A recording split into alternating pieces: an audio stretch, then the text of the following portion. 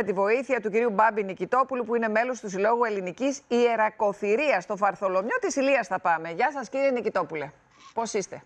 Καλησπέρα σας, καλά εσείς? Ευχαριστώ πολύ για την πρόσκληση. Εμείς ευχαριστούμε. Είμαστε εδώ με τη Χαρούλα. Είναι απέναντι. Μισό λεπτό για να τη φωνάξουμε.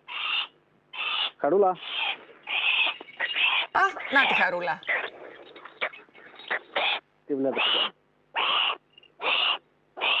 Είναι ένα γεράκι του είδους χάριστοκ. Είναι γεράκι εξερχόμενο. Απαγορεύεται αυστηρά να πάρουμε αρπακτικά πτηνά από τη φύση. Και βγαίνουμε τις βόλτες μας στη φύση καθημερινά. Την εκπαιδεύω ή απλά κάνουμε μια βόλτα. Κύριε Νικητόπουλε, πώς βρεθήκατε να ασχολείστε με τα γεράκια? Από πόσο χρονών, πώς σας ήρθε αυτή η ιδέα που έγινε αγάπη? Ασχολούμαι από την Τετάρτη Δημοτικού